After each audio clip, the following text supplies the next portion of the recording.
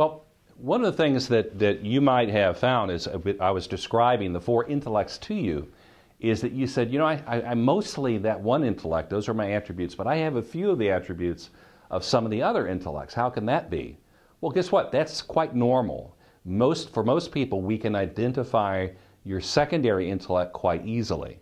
Now, for some people, their secondary is very close to their primary, so they're almost equal mixes, but not quite, of those two intellects. For other people, their secondary intellect is distant from their primary. Now, this is not bad, and this is not good. They're the same. They're just different. They're simply different.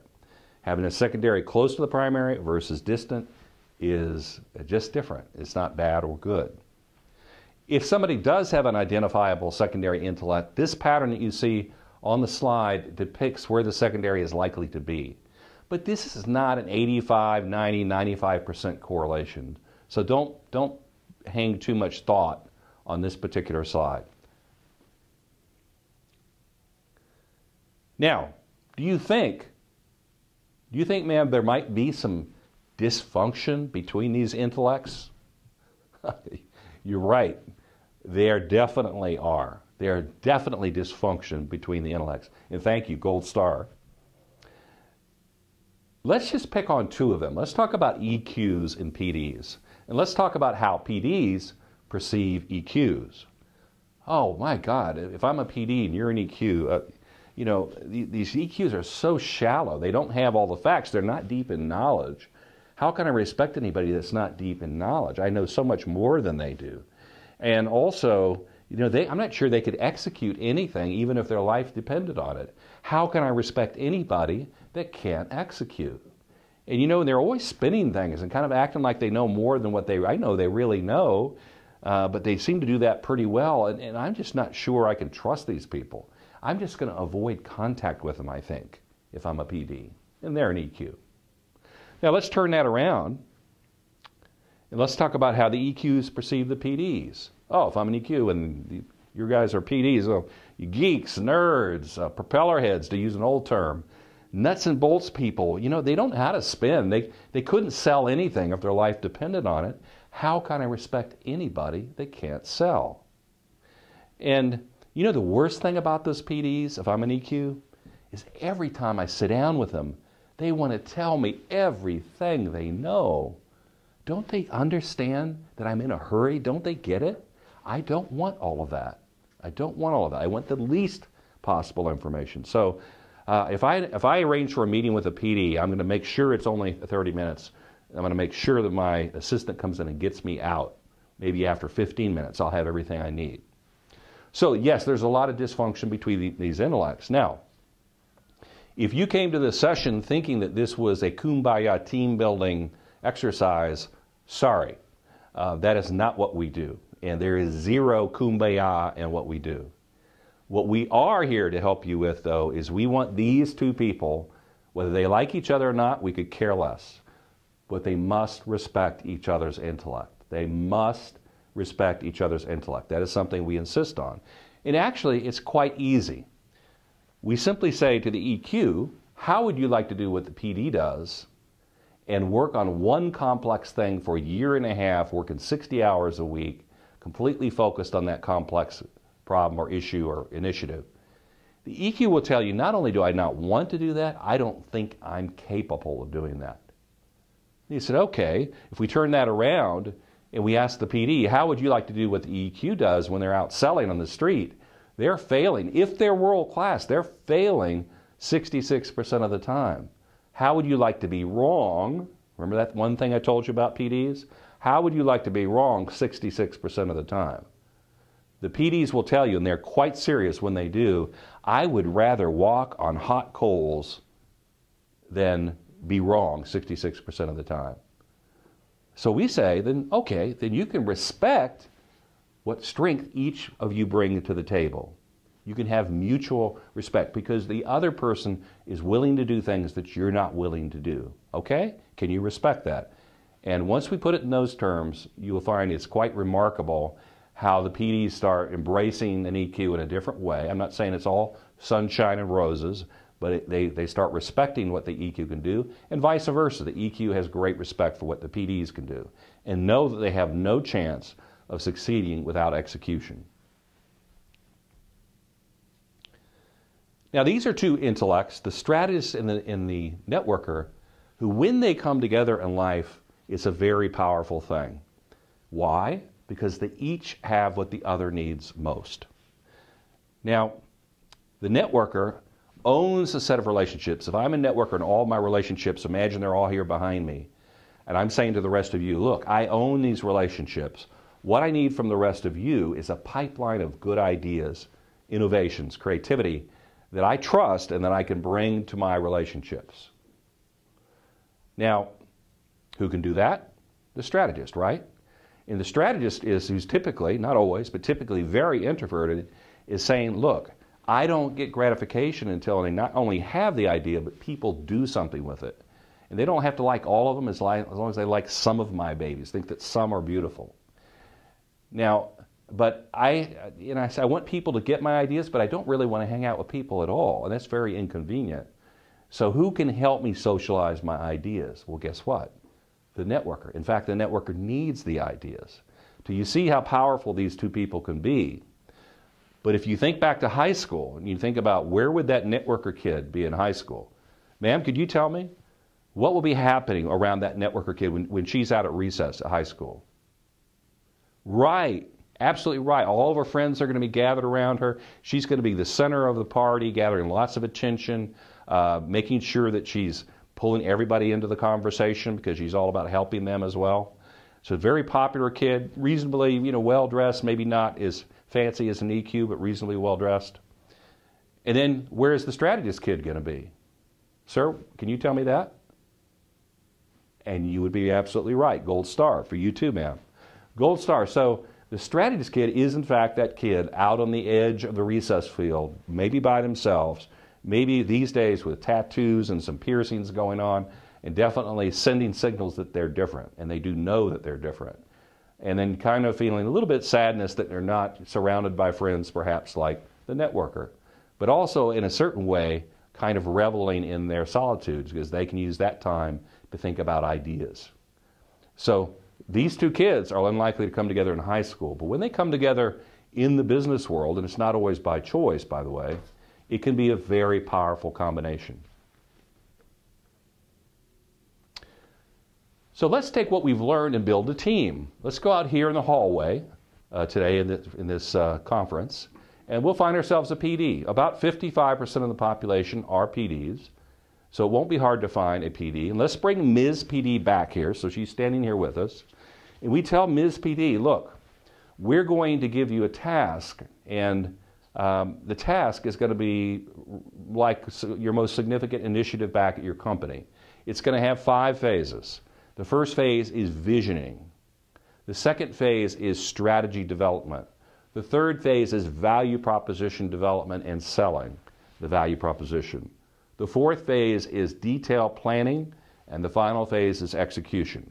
That's what we're going to ask you and your team to do. So go away and come back in 4 hours with anybody at this conference that you choose to bring in, and come back with your team. You get 3 more people other than yourself. Any 3 people. And she comes back in 4 hours, and who will she have with her? Right. Absolutely right. She's going to have those 3 more PDs. Absolutely. Everybody in this room got that right. Now, why will she? Sir, why will she have those 3 PDs with her? Exactly. Exactly. She's got 3 PDs because I want people around me, if I'm Ms. PD, who understand what we're getting ready to do, who are deep in knowledge, people who make decisions carefully, people that don't want to be wrong, just like me, people that are driven to cross that finish line, just like me, people that hate risk, just like me, people that know how to use a good process, methodology, rule set, just like me. You betcha I'm going to have those 3 people around me. So we say, okay, Ms. PD, you have your team. We're going to create another team, and we're going to have on that team 1 PD, 1 EQ, 1 networker, 1 strategist. Now, I have to warn you, folks in the audience, I am getting ready to trick you. So I'm just warning you, I am getting ready to trick you. But my question to you is this. Who gets off to a better start at the end of one day as we put these two teams together? Let's say this is going to be a 9-month total project. At the end of one day, who is ahead? Yes, ma'am, you're exactly right. The PDs are way ahead. They've got everything organized. They've got a Gantt chart on the wall. They've got a work program. They've assigned responsibilities. Very organized. Now, who is ahead at the end of a month? Sir, I'm sorry. I did say I was going to trick you. You did say that the team that's intellectually diverse would be ahead. And I'm sorry. I did promise I was going to trick you, and I just did. Actually, there's a greater than 50% probability that that team, even though it's intellectually diverse, will not be ahead because they can't relate to each other well and they don't respect each other's talents and abilities. They may be growing further and further apart, instead of coming together as a team, over 50% of the time. Now, in somewhat less than 50% of the time, they somehow magically figure out how to work with each other and use each other's strength. And that can be a great success story. And some of you have those success stories in your personal background. But you probably also know of teams that were intellectually diverse that couldn't come together as a team. Now, if we train both of these teams on method teaming and ask the question, who's the head at the end of a month? This team, the intellectually diverse team, will crush the other team. It won't even be close. And you should be thinking in the marketplace, when your company goes to market, the intellectually diverse team that knows how to use their strengths together, that's very critical, and deploys each other's talent in the right way, will crush the other team. It won't even be close. So let's talk about how we depict a team on the method teaming icon. This is how we depict a team. These yellow dots are what we call I dots, or intellect dots. And they depict 4 people who occupy these 4 positions. And these positions happen to be what we call the stone position, or the pure position for each intellect. So that PD who's down there at the bottom middle of the PD space, that person is 100% pure PD. They have all of the attributes of the PD and none of the contra attributes. So that person is 100% pure PD. Now, the networker here, that's where a networker would be if they were 100% pure networker, no discernible secondary intellect, no contra attributes. And by the way, these dots can get pushed away from the stone position by the presence of a contra attribute, such as a PD who's not that in love with knowledge. That would be a contra attribute. Or the dot can get pulled to one of the other intellects like a magnetic force, and that pull is that person's secondary intellect pulling the dot towards the secondary intellect. Now, very few people, before I leave this picture, very few people actually occupy these 4 stone positions. Very few that you'll come into contact in your life. Now, these people, you will find people that you know and people you come in contact with that have intellects like these. These are examples of people who have a very strong secondary intellect. It's close in strength to their primary. And let me show you how the language works here. That PD that's furthest to the left over there, they're still in the PD space, that yellow dot, but they're close to that strategist line. We call that person a PD strategist. A primary PD, a secondary strategist. PD strategist. Therefore, that dot on the other side of that line, that strategist furthest down in the strategist space, ma'am, where would you say what would we call that person, their intellect? PD strategist? No, that would be a strategist PD. Well done. Gold star. Good job. A strategist PD, and that PD closest to the networker side on the right there, that would be a PD networker. The networker closest down to the PD space, a networker PD. That's how the language works. Now, these 4 dots in the middle, sorry, we had to be a little different with those. They work a little differently. Think of this icon as a map where you have up is north, like the typical map, down is south, to the left is west, to the east is right. Now, the EQ, therefore, that EQ furthest down in the space will be a southern EQ. The EQ furthest down in the space will be a southern EQ. That strategist furthest to the right will be an Eastern strategist. The networker furthest to the left will be what? Yes, sir, you are dead right. That will be a Western networker. Thank you. Now, sorry for that PD furthest to the north. We had to trip you up there one more time. Sorry. We don't call those Northern PDs. We call them PD leaders. A PD who wants to lead most of the time, in some cases virtually all the time. So that is a PD leader.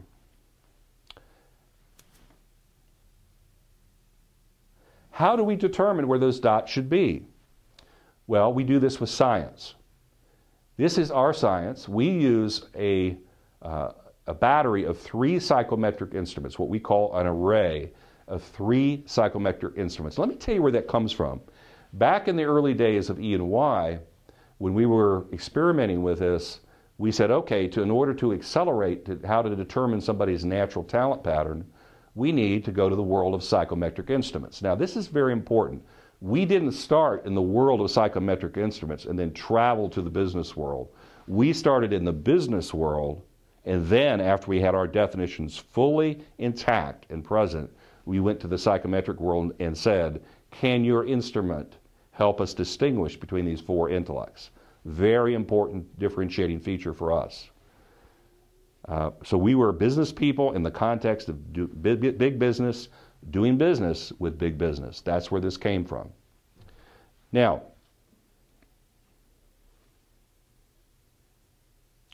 so we went to the psychometric world to find the instrument that would make these differentiations for us. And we looked at, you know which one we looked at first. What would it have been? Everybody knows the answer. Which one did we look at first? Myers-Briggs, absolutely right. Why? It's the most prolific instrument in the world, and it's various versions and flavors, etc. So it would have been great if Myers-Briggs worked for us, but it did not, and we were unwilling to change our definitions of intellects in any way. These were the definitions that were important to us in our business. And our clients these days say, yes, your definitions and how you saw business is pretty much how the way we'd like to look at our business as well. So we stuck with them. Then we went on a search and looked at virtually every instrument in the world, and there are many, many instruments. Particularly, back then there were hundreds and hundreds. And we could not find one single instrument that detected the things the way we wanted them to be detected. Well, we were instrument agnostic at the time. We were not married or loyal to any one instrument, which was a wonderful advantage for us. Therefore, we were able to come to the conclusion we must need 2 instruments. And we didn't care how many instruments that we needed to use. This was so important for our business. If we needed to use 5, we'd use 5. So we actually, at that time, if you look at these boxes in the lower left and lower center, that was the best single instrument we could find. Then we added the motivators, which are to the right there in your picture. And the motivators added to the behavioral instrument that we have in those 2 boxes in the lower left and lower center, that allowed our accuracy level to come up to about 95%, which was still deficient in our minds.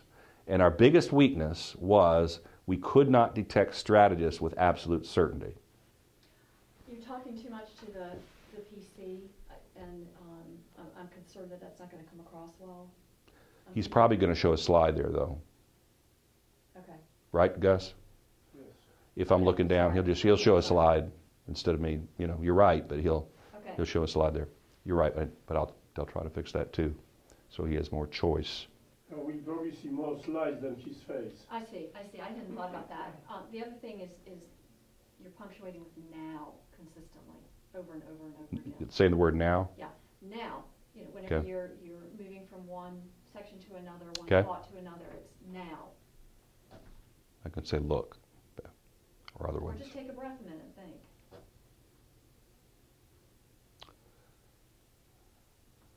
All right.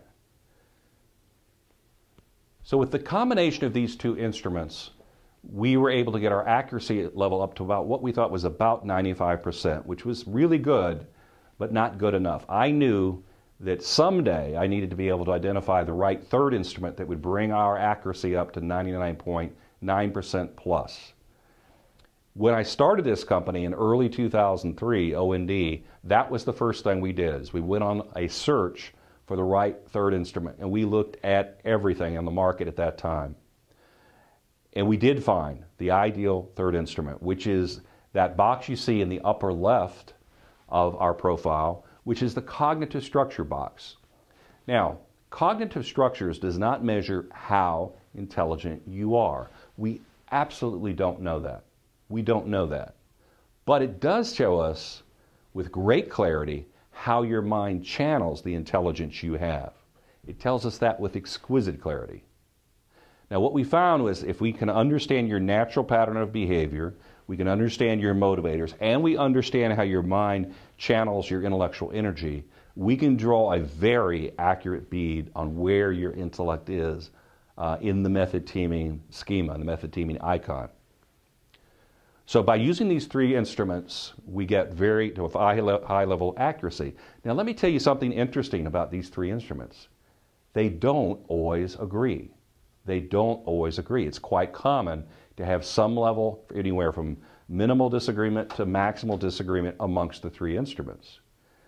What our intellectual property does at OND is when there is a difference of opinion, our intellectual property arbitrates the difference of opinion to make final determination on primary and secondary intellect. It settles the argument, if you will. So we feel that this level of accuracy was necessary in order for method teaming to be fully actionable. We need to accelerate, very, very much accelerate our understanding of somebody's intellect and the nuances of their intellect and their talent so that we can, as fast as possible, put that talent to work and not have people doing work a third of the time that is talent opposed. That's what this is all about. And if you don't use instruments, you might have to work for somebody for years and years to ever have a chance of getting the holistic understanding of their talent. And that's too long. They will be miserable while you're figuring it out, and you'll be miserable because you can't figure out how to align their talent. So this needs to be accelerated. It needs to be accelerated. And we need to be able to see the nuances. Sometimes you'll never see their nuances, and sometimes we have people all the time who've essentially been playing out of position in their business career their entire career. And that's, I don't know, we think that's tragic. What do you think? Yeah? It's tragic and it's unnecessary. And all we have to do is very accurately understand their talent and then know how to deploy that talent. By the way, this is as good a time as any to tell you, deliver some sad news for you. If we were to go in your audience and go to back to your office and select at random from your job description file, a job description from your company, and we were to start reading it right now with what you folks have already learned in the room, we would start laughing about half of the way through. And the reason is because that job description calls for Superman or Superwoman that has every possible human talent and a combination of talents that you will never find in one human being. So your job descriptions, I'm sad to have to tell you today, are complete fiction. They are complete fiction. This, the pattern of talent in an individual, this is reality. Your job descriptions are fiction. So you can see we have a lot of work to do to be able to get things in position where we can use people's natural talent to generate success for your company.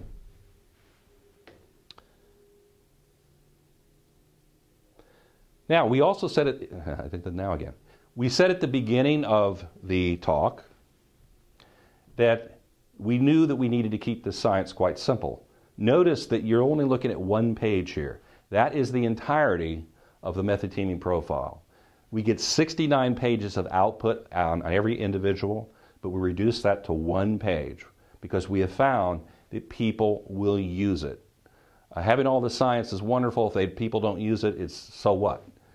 We found that it has to be very simple if it's on the human dimension for people to use it.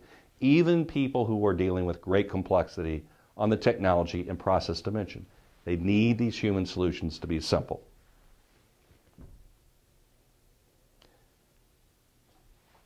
I didn't really do, I guess I did. Should I go through this? We usually do, so I'll go through this. Which one is that? Let me show you a real example. Now, this example is, I will tell you this is An example from a very, very large high-tech company located on the West Coast. And this is an account team. This account team was responsible for bringing in $350 million of business that consisted of technology, of software, of services. They're responsible for selling it, making sure the client is happy with it, and also delivering it, making sure delivery goes well. In this particular example, the pink dot that you see there, that was the woman that ran this team. And she was a scary smart New York woman. This dates back to about 2004, by the way. Scary smart New York woman. And she's, as you can see, an alpha networker. It took her, when she saw this picture, no more than 3 seconds, speaking in her New York speed. She started talking. She didn't stop for 5 minutes. I didn't get a chance to open my mouth. And here's what she said. She said, "Marcus, I am so disappointed in myself. Here I am, a networker, and I'm supposed to be so intuitive, and I see that I don't have any EQs." She said, "I'm not worried about the strategist thing right now. We'll talk about that in a minute, but I'm very worried that we don't have any EQs." She said, "Marcus, I have every symptom that you would expect my account team to have by looking at this picture. The parts of my client that we're in, they love us. We have great relationships. Look at all my networkers. You're going to find that I have more networkers on my account team at this huge company I'm part of than probably any other account manager in this company." And she turned out to be right about that. She's going to say, she also said, "Look at my PDs. Look at how wonderfully diverse the PDs are within the PD space, from strategists, PD strategists to PD networkers." In fact, I agreed with her. That was a wonderful strength. She said, "We do great work because of that PD diversity." But she said, "Marcus, there's divisions of my client that we are not in at all, and it's because I have this account team." She said, "Furthermore, I know that the absolute key to success on this account is my ability to build a world-class relationship with, I'll tell you the name of the client, Citigroup." And at the time, the CIO of Citigroup was a woman EQ, a woman EQ who was the CIO. She knew, this account leader, she knew that she had to build a world-class relationship with that EQ woman at Citigroup. But she said, "Because I don't have any EQs, guess who you think is doing the EQ work?" "You're right. I am." And she said, "I'm losing twice. Every hour I spend on that EQ work, I'm losing twice. The first way I lose is I'm pretty good at EQ work. It's a strong secondary intellect for me, but I'm not as good as a real EQ, so I'm losing once on that. Secondarily, every hour I spend doing EQ work is an hour I'm not spending using my alpha networker relationship building capability to build that world-class relationship with the woman EQ at Citigroup." Now, she said, "Do you think that that woman EQ would value my ability as a networker to tell her, for example, what her organization really thought about the initiative she was trying to roll out? Do you think that I could build trust with her? Absolutely I could. And yet I'm not doing that because I'm doing the wrong thing, trying to be the EQ." So she said, "I got to find myself an EQ." Now, this particular company, and this just boggles my mind every time I think about it, made it difficult for its account managers to change their team. I've never understood that, but they're still a wonderful client. But I've never understood that. Nevertheless, she lost a few people through attrition. And as you can see, she called me one day and was very excited. She said, "Marcus, I think I found myself an EQ that I can get on my team. Would you have her take the instruments and verify for me whether she's an EQ or not?" She did. We went back to this woman and said, "In fact, yes, she is an EQ, just barely. She's an EQ networker, but she is an EQ. And we like a lot what we see on the profile." She said, "Great, I'm going to bring her on my team." Well, almost after about several months of this woman getting acclimated on the team, the run rate on this account team went up by $150 million a year. And then about 8 or 9 months into that woman, the EQ coming on board, the EQ had to go on, excuse me, the EQ had to go on an extended medical leave, and their run rate went back down by $150 million. And then the woman came back from extended medical leave, and the run rate went back up by $150 million. So the moral of that story is sometimes one person on a team can make a huge difference, and it's clearly not always the EQ. If the team were completely deficient in PDs, that problem would look ugly, but ugly in just a different way if it was completely deficient in networkers. She wasn't so concerned about not having a strategist because she said, Marcus, I know who the strategists are in this company, and because I am a rule breaker, I get what I want. I'm a rebel. I get what I want on my account team, and I can get those strategists when I need them. But she said, I do eventually want to bring one on the team, and in fact, she said, here are my next 3 hires, and this is exactly where I want their intellect to be. Not a millimeter to the left, not a millimeter to the right. And she did, in fact, hire her to that particular program.